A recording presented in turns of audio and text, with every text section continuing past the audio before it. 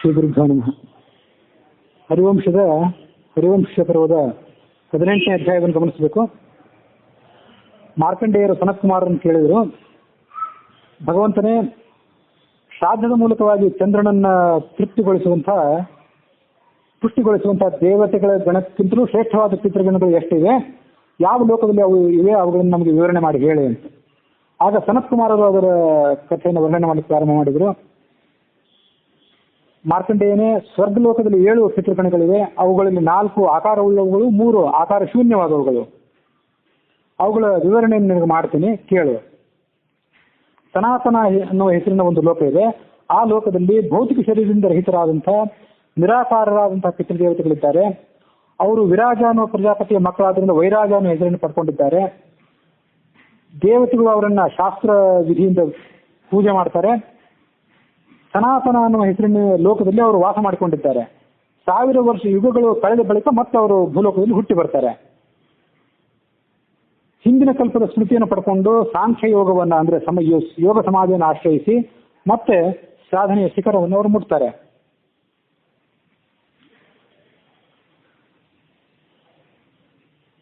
ಈ ವೈರಾಜ ಅಂತ ಪಿತೃದೇವತೆಗಳು ಏನಿರ್ತಾರಲ್ಲ, ಅವರಿಗೆ ಮೇನಾ ಎನ್ನುವ ಹೆಸರಿನ ಮಾನಸ ಕನ್ಯೆ ಇದ್ದಳು. ಅವಳು ಹಿಮಾಲಯ ಪರ್ವತದ ಪತ್ನಿಯಾದಳು. ಅವಳ ಮಗನೇ ಮೈನಾಕ ಪರ್ವತ. ಆ ಮೈನಾಕ ಪರ್ವತದ ಮಗನೇ ಕ್ರೌಂಚ ಪರ್ವತ.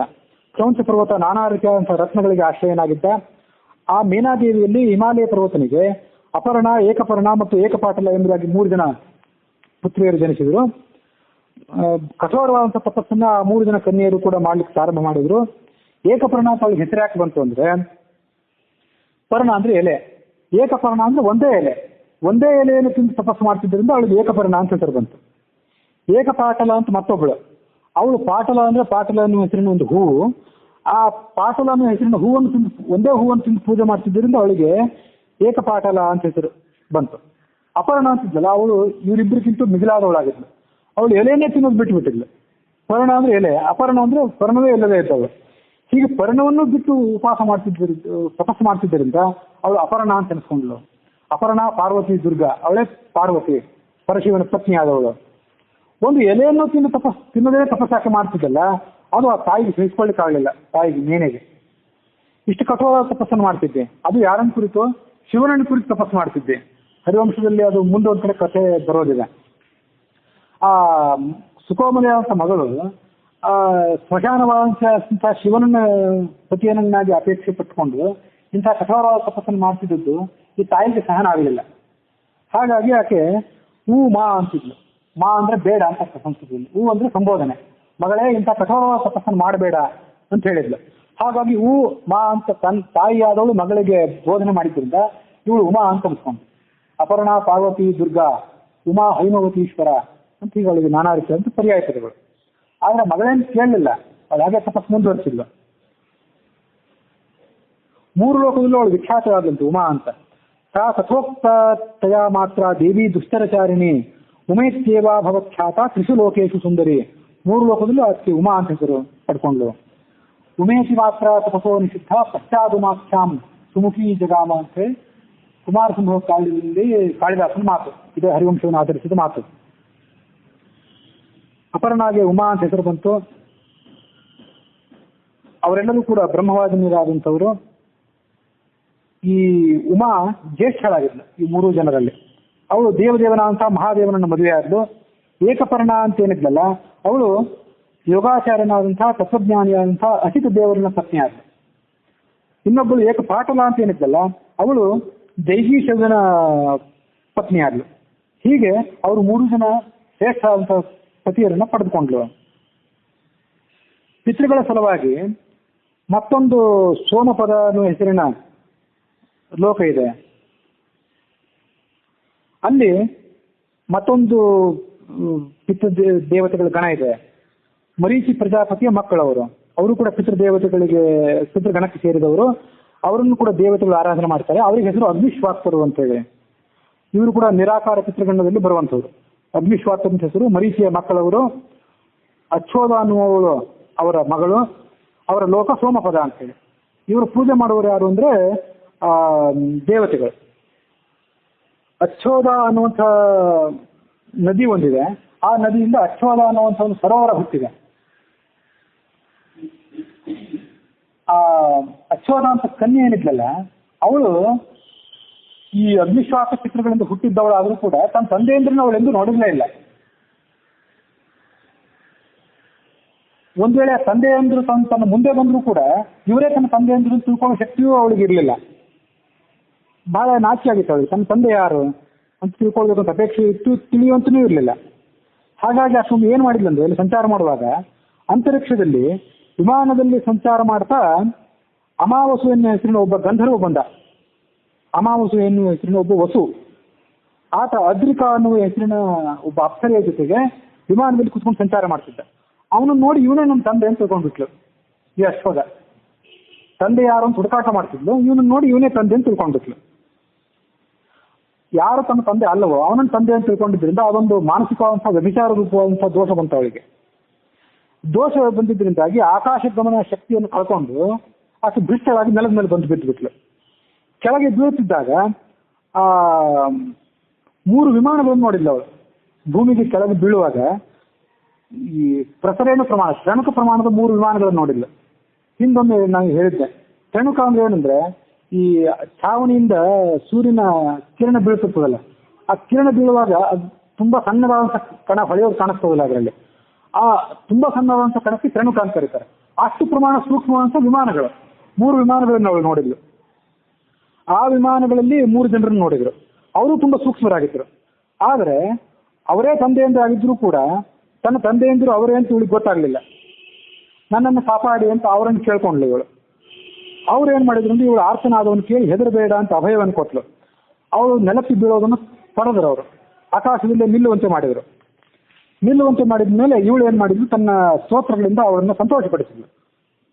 ತಮ್ಮ ಮಾನಸ ಪುತ್ರಿಗೆ ಅವ್ರು ಹೇಳಿದ್ರು, ನಿನ್ನದೇ ಆದ ದೋಷದಿಂದ ನೀನು ಸ್ವರ್ಗದಿಂದ ಭ್ರಷ್ಟಳಾಗಿದ್ದಿ. ಸ್ವರ್ಗದಿಂದ ದೇವತೆಗಳು, ಸ್ವರ್ಗಸ್ಥರಾದಂಥ ದೇವತೆಗಳು ಯಾವ ಶರೀರವನ್ನು ಸ್ವೀಕಾರ ಮಾಡಿ ಯಾವ ಕರ್ಮವನ್ನು ಮಾಡ್ತಾರಲ್ಲ, ಆ ಕರ್ಮಗಳ ಫಲವನ್ನು ಅವರು ಅದೇ ಶರೀರವನ್ನ ಧರಿಸಿ ಭೋಗ ಮಾಡ್ತಾರೆ. ದೇವಯೋನಿಯಲ್ಲಿ ಮಾಡಿದಂಥ ಕರ್ಮಗಳು ಕೂಡಲೇ ಫಲ ಕೊಡ್ತಾರೆ ದೇವತೆಗಳಿಗೆ. ಮನುಷ್ಯಲ್ಲಿ ಜನ್ಮದಲ್ಲಿ ಮಾಡಿದಂಥ ಫಲಗಳೇನಿವೆ ಮರಣಾನಂತರ ಫಲ ಕೊಡ್ತವೆ. ನೀನು ನಿನ್ನ ತಪಸ್ಸಿನ ಫಲವನ್ನು ಮರಣಾನಂತರ ಪಡ್ಕೊಳ್ತೀವಿ. ಹೀಗೆ ಆ ಪಿತೃದೇವತೆಗಳಿಗೂ ಕೂಡ ಅವಳ ಮೇಲೆ ಅನುಕಂಪದಿಂದ ಅನುಗ್ರಹ ಮಾಡಿದ್ರು.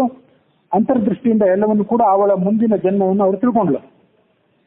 ನೀನು ನಿನ್ನ ತಂದೆ ಯಾರಲ್ಲವೋ ಈಗ ಅವನನ್ನು ತಂದೆ ಅಂತ ತಿಳ್ಕೊಂಡಿಲ್ಲ. ಅದರ ಪರಿಣಾಮವಾಗಿ ಅವನು ಆ ಅಮಾವಾಸು ಅನ್ನುವ ವಸು ಮುಂದೆ ನಿನ್ನ ತಂದೆಯಾಗಿ ಹುಟ್ಟುತ್ತಾನೆ. ನೀನು ಅವಳ ಮಗಳಾಗಿ ಹುಟ್ಟಿ ಮುಂದಿನ ಒಂದು ಜನ್ಮದಲ್ಲಿ ನಿನ್ನ ಹೊಟ್ಟೆಯಲ್ಲಿ ಬ್ರಹ್ಮರ್ಷಿಯಾದಂತಹ ಒಬ್ಬ ಪುತ್ರ ಹುಟ್ಟುತ್ತಾನೆ, ವೇದಗಳನ್ನ ಆತ ವಿಭಾಗ ಮಾಡ್ತಾನೆ ಅಂತ ಅವರು ಆ ದೇವತೆಗಳು ಅವಳಿಗೆ ವರ ಕೊಟ್ಟರು. ಹಿಂದೆ ಮಹಾಭಿಷ ಅನ್ನೋ ಹೆಸರಿನ ಚಕ್ರವರ್ತಿ ಆಗಿದ್ದ. ಆಮೇಲೆ ಆತನೇ ಮುಂದೆ ಶಂತನು ಅನ್ನೋ ಹೆಸರಿನ ರಾಜನಾಗ. ಅವನಿಗೆ ಭಾರಿಯಾಗಿ ನೀರು ಹುಟ್ಟುತ್ತೆ. ವರುಣನೇ ಮಹಾಭಿಷನಾಗಿದ್ದು ಶಂತನು ಆಗಿದ್ದು. ಇದೆಲ್ಲ ವಿವರಣೆ ಹರಿವಂಶ ಪರ್ವದಲ್ಲಿ ದೇವತೆಗಳೆಲ್ಲ ಯಾವ್ಯಾವ ವಂಶದಿಂದ ಹುಟ್ಟಿದ್ದಾರೆ ಅನ್ನೋ ವಿವರಣೆ ಏನಿದೆ ಅದರಲ್ಲಿ ಇದೆಲ್ಲ ಪೂರ್ಣವಾದಂಥ ವಿವರಣೆ ಇದೆ. ಆ ಮಹಾಭಿಷ ಅಥವಾ ಮುಂದೆ ಶಂತನವಾಗಿ ಯಾರು ಹುಟ್ಟುತ್ತಾನಲ್ಲ ಅವನ ಭಾರಿಯಾಗಿ ನೀನು ವಿಚಿತ್ರ ವೀರ್ಯ ಮತ್ತು ಚಿತ್ರಾಂಗದ ಎಂತಕ್ಕಂಥ ಮತ್ತಿಬ್ಬರು ಮಕ್ಕಳನ್ನು ಪಡಿತಿ. ಮೊದಲನೇ ಒಬ್ಬ ಮಗ ಬೇರೆ, ಋಷಿಯಾದ ಮಗ ಒಬ್ಬ ಬೇರೆ, ಇವರಿಬ್ಬರು ಮಕ್ಕಳು ಬೇರೆ, ಅವರನ್ನು ನೀನು ಪಡ್ಕೊಳ್ತೀವಿ. ಮುಂದೆ ನೀನು ಪುಣ್ಯ ಲೋಕಕ್ಕೆ ಹೋಗ್ತೀವಿ. ವಸುರಾಜನಿಗೆ ಅದ್ರಿಕಾ ಅನ್ನುವಲ್ಲಿ ನೀನು ಮಗಳಾಗಿ ಹುಟ್ಟುತ್ತಿ. 28ನೇ ದ್ವಾಪರ ಯುಗದಲ್ಲಿ ನೀನು ಮತ್ಸ್ಯ ಕನ್ಯೆಯಾಗಿ ಹುಟ್ಟುತ್ತಿ ಅಂತ ತಂದೆ ಎಂದು ಹೇಳಿಬಿಟ್ರು. ಹೀಗೆ ಹೇಳಿದ ಕೂಡಲೇ ಅವಳು ಏನ್ ಮಾಡಿದ್ರಿಂದ ವಸುವಿನ ಮಗಳಾಗಿ ಮತ್ಸ್ಯ ಯೋನಿಯಲ್ಲಿ ಜನ್ಮ ತಾಳಿದ್ಲು. ಅವಳೇ ಮುಂದೆ ಸತ್ಯವತಿ ಎನ್ನುವ ಹೆಸರಿನ ಕನ್ಯೆಯಾದ್ಲು. ಇದರದೆಲ್ಲ ಸೂಕ್ಷ್ಮವಂತ ಕಥೆಯನ್ನು ಹಿಂದೊಂದ್ಸರಿ ಹೇಳಿದ್ದೆ. ಅದರಿಂದ ಅದ್ರ ಪ್ರತ್ಯೇಕವಾದಂಥ ಕಥೆ ಈಗೇನು ಬೇಡ, ಅದ್ರದ್ದು ಧ್ವನಿ ಮುದ್ರಣನು ಎಲ್ಲ ಕಡೆ ಇದ್ದೇ ಇದೆ. ಸತ್ಯವತಿ ಅಂತ ಹೆಸರಿನ ಅವಳು ಮಗಳಾಗಿ ಹುಟ್ಟಿದ್ಲು. ಅವಳ ಹೊಟ್ಟೆಯಲ್ಲಿಯೇ ಮಹರ್ಷಿಯಾದಂಥ ಪರಾಶರನಿಂದ ವೇದವ್ಯಾಸ ದೇವರು ಹುಟ್ಟಿದ್ರು. ಅವರು 4 ವೇದಗಳನ್ನು ವಿಭಾಗ ಮಾಡಿದ್ರು. ಮುಂದೆ ಅವಳು ಮತ್ತೊಂದು ಮದುವೆ ಮಾಡ್ಕೊಂಡ್ರು ಶಂತನವನ್ನ. ಅಲ್ಲಿ ವಿಚಿತ್ರ ವೀರ್ಯ ಮತ್ತು ಚಿತ್ರಾಂಗದ ಅನ್ನೋ ಹೆಸರಲ್ಲಿ 2 ಮಕ್ಕಳು ಹುಟ್ಟಿದ್ರು. ಮುಂದಿನ ಗಣ ಏನಿದೆ ಆ ಗಣದಲ್ಲಿ ಅದು ಬರ್ಹಿಷದ ಅನ್ನುವಂತಹ ಚಿತ್ರ ದೇವತೆಗಳ ಗಣ. ಅದು ಅವರು ವೈಭ್ರಾಜ ಅನ್ನುವಂತಹ ಲೋಕದಲ್ಲಿರುವಂಥವ್ರು. ಸಮಸ್ತ ದೇವತೆಗಳು, ಯಕ್ಷರಕ್ಷ ಗಂಧರ್ವರೆಲ್ಲರೂ ಕೂಡ, ಗರುಡ ಮೊದಲಾದವರು ಕೂಡ ಈ ಬರೀಷದ ಪಿತೃದೇವತೆಗಳನ್ನು ಉಪಾಸನೆ ಮಾಡ್ತಾರೆ. ಪುಲಸ್ತ್ಯ ಪ್ರಜಾಪತಿಯ ಮಕ್ಕಳು ಇವರು. ಪುಲಸ್ತ್ಯ ಪ್ರಜಾಪತಿಯ ಮಕ್ಕಳು ಬರೀಷದರು ಅಂತ ಇವರಿಗೆ ಹೆಸರು. ಇವರ ಮಗಳು ಪೀವರಿ ಅಂತ ಹೇಳಿ. ಇವರು ಇರುವಂತಹ ಲೋಕ ಏನಿದೆ ಇದು ವೈಭ್ರಾಜ.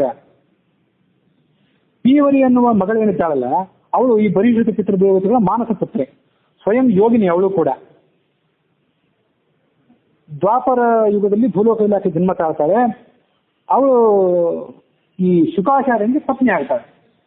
ವೇದವ್ಯಾಸ ಏನಿದ್ನಲ್ಲ, ವೇದವ್ಯಾಸ ಗಿಳಿಯ ರೂಪದಲ್ಲಿದ್ದಂಥ ಈ ಅಪ್ಸರೆಯನ್ನ ನೋಡಿ ಮೋಹ ಹೊಂದುತ್ತಾನೆ ಅಂತ ಕಥೆ ಇದೆ ಭಾಗವತ ಇತ್ಯಾದಿಗಳಲ್ಲಿ. ಮೋಹ ಹೊಂದಿದಾಗ ವ್ಯಾಸರ ತೇಜಸ್ಸು ಕೆಳಗೆ ಬರ್ತದೆ. ಆವಾಗ ಅಲ್ಲಿ ಹುಟ್ಟುವಂಥವನು ಈ ಶುಕ, ಭಾಗವತವನ್ನ ಪರೀಕ್ಷಿತ ರಾಜನಿಗೆ ಉಪದೇಶ ಮಾಡಿದಂತು. ಆ ಶುಕನ ಪತ್ನಿಯಾಗಿ ಪೀವರಿ ಮುಂದುವರಿತಾಳೆ. ಶುಕ ಬರಿಹಿಷದ ಪಿತೃದೇವತೆಗಳ ಮಾನಸಕನ್ಯಾ ಅಂತ ಪೀವರಿಯನ್ನು ಮದುವೆಯಾಗಿ ಅವಳಲ್ಲಿ ಕೃಷ್ಣ, ಗೌರ, ಪ್ರಭು, ಶಂಭು ಎಂಬತಕ್ಕಂಥ ಯೋಗಾಚಾರ್ಯರಾದಂತಹ 4 ಮಕ್ಕಳನ್ನ ಪಡ್ಕೊಳ್ತಾನೆ. ಮತ್ತು ಒಬ್ಬ ಕೃತ್ವಿ ಅನ್ನುವ ಹೆಸರಿನ ಒಬ್ಬ ಮಗಳನ್ನು ಪಡ್ಕೊಳ್ತಾನೆ. ಅವಳು ಯಾರು ಅಂದ್ರೆ ಅನುಹ ಎಂಬ ರಾಜನ ಪತ್ನಿ ಆಗ್ತಾಳೆ ಮುಂದೆ. ಅದಾದ ನಂತರ ಬ್ರಹ್ಮದತ್ತ ಎಂಬ ಹೆಸರಿನ ರಾಜನ ತಾಯಿ ಆಗ್ತಾಳೆ. ಅದೆಲ್ಲ ಇದೇ ಹರಿವಂಶದ 19, 20, 21ನೇ ಅಧ್ಯಾಯದಲ್ಲಿ ಸಪ್ತ ವ್ಯಾಧರು ಇತ್ಯಾದಿ ಕಥೆ ಇದೆಯಲ್ಲ, ಅಲ್ಲಿ ಇದೆಲ್ಲ ಬರೋದಿದೆ.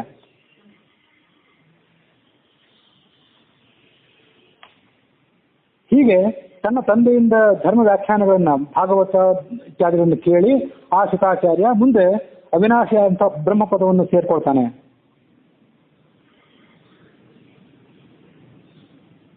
ಸುಕಾಲರು ಅಂತ ಹೆಸರಿನ ಮತ್ತೊಂದು ಗಣ ಇದೆ. ಅವರು ವಸಿಷ್ಠರಿಂದ ಹುಟ್ಟಿದವರು. ಅವರ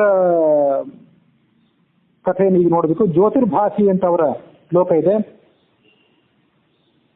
ಬ್ರಾಹ್ಮಣರು ಅವರನ್ನು ಆರಾಧನೆ ಮಾಡ್ತಾರೆ. ಗೌಹು ಅಂತ ಹೆಸರಿನ ಮಗಳು ಆ ಸುಕಾಲ ಪಿತೃದೇವತೆಗಳ ಮಗಳು.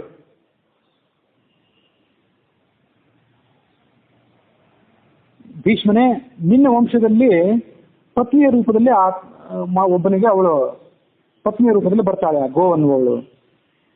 ನಿನ್ನ ವಂಶೀಯನಾದಂಥ ಶುಕಾಚಾರ್ಯನಿಗೆ, ಶುಕ ಅನ್ನುವ ಹೆಸರಿನ ರಾಜನಿಗೆ ಪ್ರಿಯಭಾರಿಯಾದಂಥ ಅವಳು ಏಕಶೃಂಗ ಅನ್ನುವ ಹೆಸರಿನಿಂದ ಮುಂದೆ ವಿಖ್ಯಾತರಾಗ್ತಾಳೆ. ಮುಂದೆ ಅದಾದ ನಂತರ ಅಂಗಿರಸ್ ಪಿತೃದೇವತೆಗಳ ಬಗ್ಗೆ ವಿವರ ಇದೆ. ಅಂಗಿರಸರು ಅಂತ ಅವ್ರ ಗಣ. ಅವರ ತಂದೆ ಅಂಗಿರ ಅನ್ನುವ ಹೆಸರಿನ ಋಷಿ. ಯಶೋಧ ಅನ್ನುವವಳು ಅವರ ಮಗಳು. ಅವರ ಲೋಕ ಏನಿದೆ ಅದು ಮರೀಚಿ ಗರ್ಭ ಅಂತ ಹೇಳಿ. ಕ್ಷತ್ರಿಯರು ಈ ಅಂಗಿರಸ್ ಪಿತೃದೇವತೆಗಳ ಆರಾಧನೆಯನ್ನು ಮಾಡ್ತಾರೆ. ಅವರ ಮಗಳೇನಿದ್ದಾಳೆ ಯಶೋಧಾನಂತನ್ನುವವಳು, ಅವಳು ವಿಶ್ವಮಹಾನ್ ಎಂಬುವನ ಪತ್ನಿ. ವೃದ್ಧ ಶರ್ಮ ಅನ್ನುವವನ ಸೊಸೆ. ರಾಜರ್ಷಿ ಆದಂತಹ ಮಹಾತ್ಮರಾದಂತಹ ದಿಲೀಪನ ತಾಯಿ ಅವಳು. ದಿಲೀಪ ಅಶ್ವಮೇಧ ಯಾಗವನ್ನು ಮಾಡಿದ್ದ. ಆ ಸಂದರ್ಭದಲ್ಲಿ ಮಹರ್ಷಿಗಳೆಲ್ಲರೂ ಪ್ರಸನ್ನರಾಗಿ ಈ ಶ್ಲೋಕವನ್ನು ಉದ್ಗಾರ ಮಾಡಿದ್ರಂತೆ. ಯಾವ ಮನುಷ್ಯರು ಪ್ರಸನ್ನ ಚಿತ್ರರಾಗಿ ಶಾಂಡಿಲ್ಯ ಗೋತ್ರದಲ್ಲಿ ಹುಟ್ಟಿರುವಂತಹ ಅಗ್ನಿಯ ಜನ್ಮ ವೃತ್ತಾಂತವನ್ನ ಮತ್ತು ಮಹಾತ್ಮರಾದಂತಹ ದಿಲೀಪ ಯಜ್ಞ ಮಾಡುವುದನ್ನು ನೋಡ್ತಾರೋ, ಯುದ್ಧದಲ್ಲಿ ತಾವು ಯಜ್ಞ ಮಾಡಬೇಕಾಗಿಲ್ಲ, ಅವ್ರ ಯಜ್ಞ ಮಾಡೋದು ನೋಡಿದ್ರೆ ಸಾಕು ಅಂತ ಮಹಾಯಜ್ಞ ಅದು. ಅವರೇ ಸ್ವರ್ಗಕ್ಕೆ ಲೋಕಕ್ಕೆ ಹೋಗ್ತಾರೆ ಅಂತ ಇದೊಂದು ಕಥೆ. ಅದರ ನಂತರ ಮತ್ತೊಂದು ಬರೋದಿದೆ.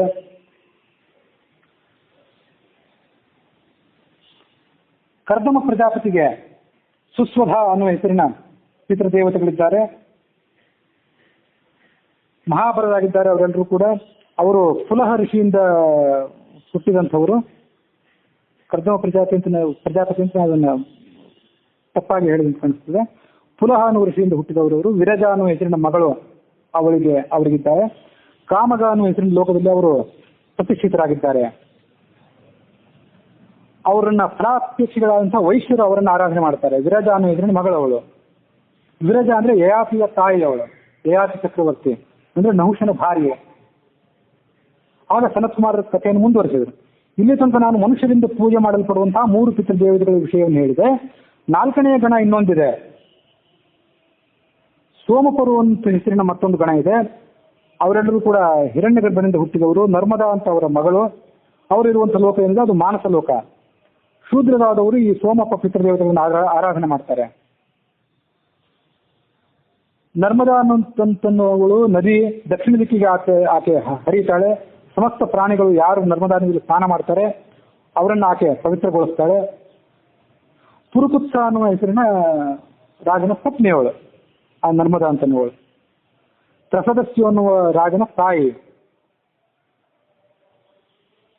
ಈ ಪ್ರತಿಯೊಂದು ಯುಗದಲ್ಲೂ ಕೂಡ ಅಗ್ನಿಶ್ವಾಸ ಮೊದಲಾದ ಪಿತೃದೇವತೆಗಳನ್ನು ಪೂಜ್ಯರು ಅಂತ ಆರಾಧನೆ ಮಾಡಿ ಲುಪ್ತವಾದಂತಹ ಈ ಶ್ರಾದ್ದ ಕರ್ಮ ಇತ್ಯಾದಿಗಳನ್ನು ಅತ್ಯಂತ ಶ್ರದ್ಧೆಯಿಂದ ಯಾರು ಆರಾಧನೆ ಮಾಡ್ತಾರೆ ಅವರು ಸದ್ಗತಿಯನ್ನು ಪಡ್ಕೋತಾರೆ. ಯಮ ಈ 7 ಪಿತೃದೇವ ಗಣಗಳಿಗಿಂತಲೂ ಮೊದಲು ಹುಟ್ಟಿದವನು. ಅವನು ಧರ್ಮದ ಪ್ರವರ್ತಕ. ಆದ್ದರಿಂದ ಅವನಿಗೆ ಶ್ರಾದ್ದ ದೇವ ಅಂತ ಯಮ ಪಿತೃದೇವತೆಗಳಿಗೆಲ್ಲರಿಗೂ ಪೂಜ್ಯ. ಈ ಎಲ್ಲ ಪಿತೃದೇವತೆಗಳ ಪ್ರೀತ್ಯರ್ಥವಾಗಿ ಬೆಳ್ಳಿಯ ಪಾತ್ರೆಯಲ್ಲಿ ಅಥವಾ ಬೆಳ್ಳಿಯಿಂದ ಮಿಶ್ರಿತವಾದಂತಹ ಪಾತ್ರದಲ್ಲಿ ಸ್ವಧಾ ಪಿತೃಭ್ಯ ಅಂತ ಹೇಳಿ ಶ್ರಾದ್ದವನ್ನು ಮಾಡಬೇಕು. ಅಂತಾಗಿ ಶ್ರಾದ್ದದಲ್ಲಿ ಪಿತೃನಾಂ ರಜತಂ ಅಂತ ಬೆಳ್ಳಿಯ ಪಾತ್ರೆಗಳಿಂದ ಆ ಪಿತೃಗಳನ್ನು ಆರಾಧನೆ ಮಾಡಬೇಕು. ದೇವಾನಾಂ ಹಿರಣ್ಯನ್ ದೇವತೆಗಳಿಗೆ ಬಂಗಾರದ ಮೂಲಕ ಆರಾಧನೆ ಮಾಡಬೇಕು. ಯಾವನು ಸೋಮನನ್ನ ಅಂದ್ರೆ ಚಂದ್ರನನ್ನ, ಅಗ್ನಿಯನ್ನ ಮತ್ತು ವೈವಸ್ವತ ಯಮನನ್ನ ಆರಾಧನೆ ಮಾಡಿ ಈ ಉದಗಾಯನ ಅನ್ನೋ ಹೆಸರಿನ ಒಂದು ಧಾರ್ಮಿಕ ಕಾರ್ಯಕ್ರಮ, ಈ ಉದಗಾಯನ ಅನ್ನುವಂಥ ಕಾರ್ಯಕ್ರಮವನ್ನ ಅಂದ್ರೆ ಪಿತೃ ಕರ್ಮಕ್ಕೆ ಅಂಗವಾಗಿ ಮಾಡುವಂತ ಒಂದು ಕಾರ್ಯಕ್ರಮ. ಇದನ್ನ ಅಗ್ನಿಯಲ್ಲಾಗ್ಲಿ, ಅಗ್ನಿ ಇಲ್ಲದೆ ಇದ್ರೆ ನೀರಿನಲ್ಲಾಗ್ಲಿ ಮಾಡಿ ಪಿತೃದೇವತೆಗಳನ್ನು ಸಂತೃಪ್ತಗೊಳಿಸ್ತಾರೋ ಅಂಥವನ್ನ ಪಿತೃದೇವತೆಗಳು ಕೂಡ ಅನುಗ್ರಹಿಸ್ತಾರೆ. ಸಂತಾನ, ಸ್ವರ್ಗ, ಆರೋಗ್ಯ ಮೊದಲಾದಂಥ ಎಲ್ಲ ಕಾರ್ಯಗಳನ್ನು ಅವನಿಗೆ ಕೊಡ್ತಾರೆ. ದೇವತಾ ಕಾರ್ಯಕ್ಕಿಂತ ಪಿತೃ ಕಾರ್ಯ ಹೆಚ್ಚಿನದ್ದು. ದೇವತಾ ಕಾರ್ಯವನ್ನು ಒಂದು ತಪ್ಪಿಸಬಹುದು, ಅದೇ ಪಿತೃ ಕಾರ್ಯವನ್ನು ತಪ್ಪಿಸಬಾರದು.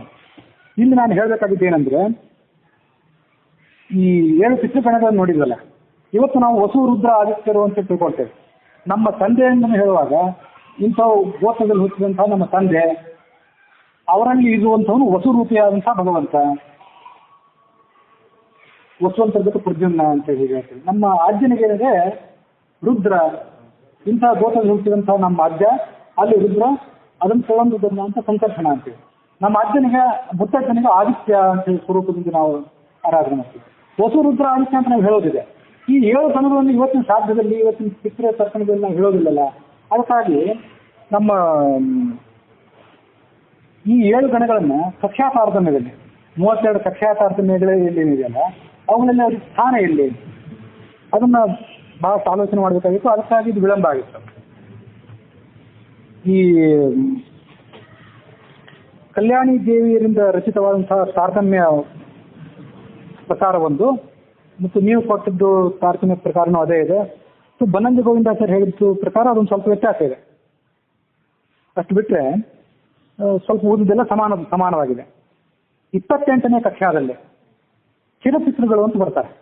ಆ ಚಿರಪಿತೃಗಳೇ ಈ 7 ಗಣಗಳು. ಈ ಕಲ್ಯಾಣಿ ದೇವಿಯಿಂದ ರಚಿತವಾದಂತಹ ತಾರತಮ್ಯ ಪುಸ್ತಕದಲ್ಲಿ ಇದರಲ್ಲಿರೋ ಪ್ರಕಾರ ಮತ್ತು ನೀವು ಒದಗಿಸಿದ್ರಲ್ಲಿರೋ ಪ್ರಕಾರ ಅದು 28ನೇ ಕಕ್ಷಾ. ಬನ್ನಂಜ ಗೋವಿಂದಾಚಾರ್ಯರು ಮಹಾಭಾರತ ನಿರ್ಣಯದಲ್ಲಿ ತಾರತಮ್ಯ ಮೀಮಾಂಸಾ ಅಂತ ಒಂದು ಏನು ಮಾಡಿದ್ದಾರಲ್ಲ, ಅದರಲ್ಲಿ ಬರುವ ಪ್ರಕಾರ 31ನೇ ಕಕ್ಷಾ. ಆ 31ನೇ ಕಕ್ಷಾದಲ್ಲಿ ಚಿರಪಿತೃಗಳನ್ನು ಅವರು ಸೇರಿಸ್ತಾರೆ. ಆ ಚಿರಪಿತೃಗಳೇ ಈ 7 ಜನ ಗಣಗಳು ಅಂತ ಈಗ ಅದನ್ನ ಅರ್ಥ ಮಾಡ್ಕೊಳ್ಬಹುದು. MT ಪ್ರಹ್ಲಾದಾಚಾರ್ಯರು ಅಂತ ರಚನೆ ಮಾಡಿದ್ದೊಂದು ಗ್ರಂಥ ಇದೆ. ಅದನ್ನು ಮತ್ತು ಬನ್ನಂಜ ಗೋವಿಂದಾಚಾರ್ಯರು ಇವನ್ನೆಲ್ಲ ಆಧರಿಸಿಕೊಂಡು ಅಲ್ಲಿರುವಂತಹ ಅನೇಕ ಮಾಹಿತಿಗಳನ್ನು ನಾನು ಅಲ್ಲಿ ತನಕ ನಿಮಗೆ ಒದಗಿಸಿದ್ದೇನೆ. ಸೋಮ, ಅಗ್ನಿ ಇತ್ಯಾದಿಗಳೆಲ್ಲ ಇದ್ದಾರೆ. ಯಮ, ಆಮೇಲೆ ಚಂದ್ರ, ಅಗ್ನಿ, ಅವರಲ್ಲಿ ಯಮ ಬರೋದು 12ನೇ ಕಕ್ಷಾದಲ್ಲಿ, ಚಂದ್ರ ಇರೋದು 14ನೇ, ಚಂದ್ರನು ಕೂಡ 12ನೇ ಕಕ್ಷಾದಲ್ಲಿ, ಅಗ್ನಿ ಇರೋದು 15ನೇ ಕಕ್ಷಾದಲ್ಲಿ. ಇವರಲ್ಲಿ 3 ಬಿಟ್ಟರೆ ಇನ್ನು 7 ಜನ ಪಿತೃಪತಿಗಳು ಅಂತ ಕರ್ಸ್ಕೋತಾರೆ. ಅವರು ಇರುವಂಥದ್ದು ಮತ್ತೊಂದು ಕಕ್ಷಾ ಇದೆ. ಅಷ್ಟವಸುಗಳು ಇರೋದು ಏನಿದೆ 18ನೇ ಕಕ್ಷಾದಲ್ಲಿ. ಆಮೇಲೆ 11 ರುದ್ರರು ಕೂಡ 18ನೇ ಕಕ್ಷಾದಲ್ಲಿ ಬರ್ತಾರೆ. 12 ಜನ ಆದಿತ್ಯರು ಕೂಡ ಅವರು 18ನೇ ಕಕ್ಷಾದಲ್ಲಿ ಬರ್ತಾರೆ. ಆ ಆದಿತ್ಯರಲ್ಲಿ ಇಂದ್ರ ಮೊದಲಾದಂಥ ಕೆಲವು ಶ್ರೇಷ್ಠರಾದ ದೇವತೆಗಳನ್ನ ಮೇಲಿನ ಕಕ್ಷಾದಲ್ಲಿ ಸೇರಿದ್ರು. ಅಷ್ಟವಸುಗಳು ಮತ್ತು ರುದ್ರರು, ಆದಿತ್ಯರು ಅಂತ ಏನಿದ್ದಾರಲ್ಲ ಅದೊಂದು ಗಣ. ಆ ಗಣದಲ್ಲಿರೋರು ಎಲ್ಲರೂ ಕೂಡ ಸಮಾನರಲ್ಲ. ಆ ಕೆಲವು ದೇವತೆಗಳನ್ನು ಮೇಲಿನ ಗಣದಲ್ಲಿ ಸೇರಿಸಬೇಕು. ವಸುಗಳಲ್ಲಿ ಅಗ್ನಿಯು ಸೇರಿದ್ದಾನೆ. ಆ ಅಗ್ನಿಯನ್ನ ಹಿಂದಿನ ಕಕ್ಷಾದಲ್ಲಿ, ಆವಾಗ ನಾನು ಹೇಳಿದೆ 15ನೇ ಕಕ್ಷಾದಲ್ಲಿ ಸೇರಿಸಿ, ಅಗ್ನಿಯೊಬ್ಬನನ್ನು ಹೊರತುಪಡಿಸಿ ಉಳಿದ ದೇವತೆಗಳನ್ನ ವಸುಗಣದಲ್ಲಿ ಸೇರಿಸಬೇಕು. ಹೀಗೆ ಅದರ ಕಥೆಯಲ್ಲಿದೆ. 7 ಜನ ಪಿತೃಪತಿಗಳೇನಿದ್ದಾರೆ 19ನೇ ಕಥೆಯಲ್ಲಿದ್ದಾರೆ. ಈ 7 ಜನ ಪಿತೃಪತಿಗಳ ಮಕ್ಕಳೇ ಆ ಸ್ಥಿರಪಿತೃಗಳು. ಅವರ ಕಥೆಯನ್ನು ನಾವು ಈಗ 17ನೇ ಅಧ್ಯಾಯದಲ್ಲಿ ಇಲ್ಲಿ ತನಕ ಹಿಂದಿನ 17ನೇ ಅಧ್ಯಾಯದಲ್ಲಿ ನೋಡಿದ್ವಿ. 15ನೇ ಅಧ್ಯಾಯದಲ್ಲಿ 7 ಗಣಗಳ ಸಂತಾನವನ್ನು ಕೂಡ ವಿವರವಾಗಿ ಗಮನಿಸಿದೆವು. ಹೀಗೆ ಅವರು 7 ಪಿತೃಪತಿಗಳು ಅಂತ ಕರ್ಕೋತಾರೆ.